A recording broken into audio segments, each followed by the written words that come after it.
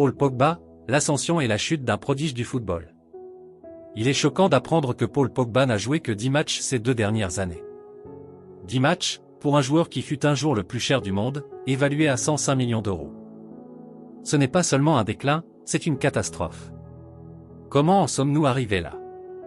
Comment l'un des meilleurs milieux de terrain du monde a-t-il pu sombrer ainsi? Les débuts prometteurs. Revenons au commencement. En 2009, Paul Pogba rejoint l'équipe de jeunes de Manchester United.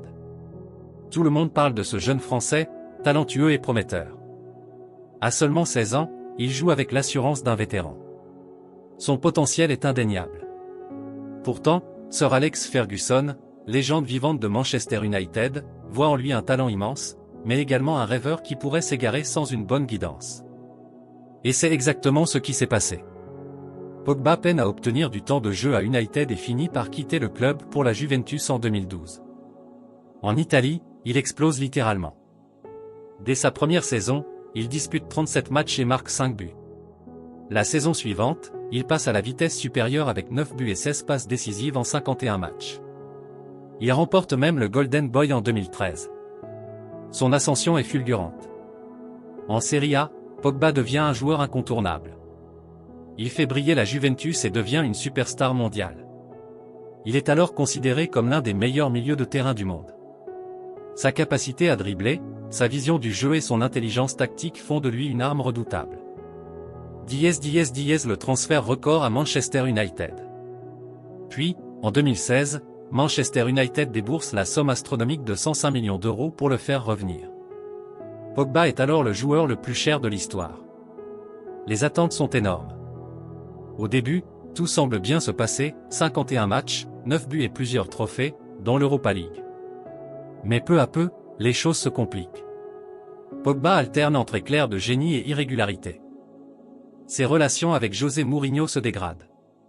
Une blessure à la cuisse en 2017 marque le début d'une série noire. Lorsqu'il se rend à Miami pour sa rééducation, Mourinho, furieux, l'accuse de ne pas être sérieux. Une confrontation éclate entre les deux hommes. Pogba devient alors un sujet de débat permanent, entre ceux qui le défendent et ceux qui l'accusent de ne pas donner son maximum. Alors que Pogba peine à convaincre en club, il brille en sélection. Lors de la Coupe du Monde 2018, il est magistral. Il marque en finale contre la Croatie et soulève le trophée avec l'équipe de France. Il prouve alors qu'il est capable du meilleur, mais pourquoi ne parvient-il pas à reproduire ses performances en club? Certains disent que Didier Deschamps sait mieux utiliser Pogba que ses entraîneurs en club, lui offrant une plus grande liberté sur le terrain. Les blessures et les polémiques. Après la Coupe du Monde, la pression monte encore. Les blessures s'accumulent. Son irrégularité devient un problème majeur. En 2022, il décide de revenir à la Juventus, espérant retrouver son niveau d'antan. Mais dès la pré-saison, il se blesse au genou. Pire encore, il est impliqué dans une affaire rocambolesque, son propre frère, Mathias Pogba, l'accuse publiquement d'avoir tenté de jeter un sort à Kylian Mbappé à l'aide d'un marabout. Derrière ces accusations, une tentative d'extorsion.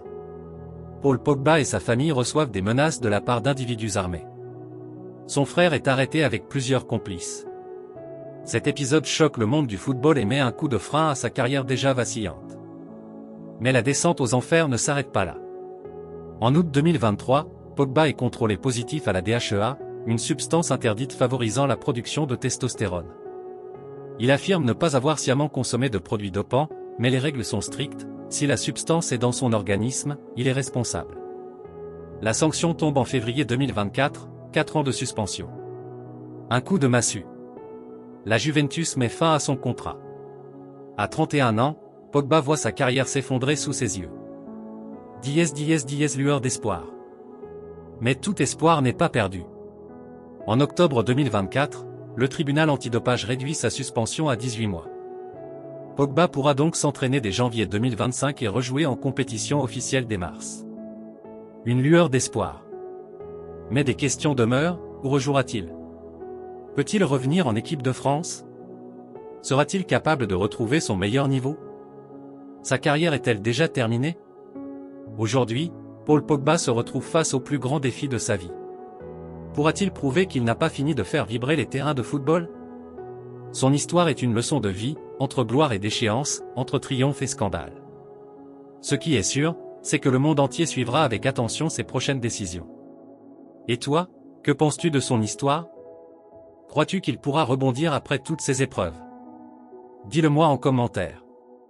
Et si tu aimes le foot, regarde la vidéo suivante, tu vas adorer.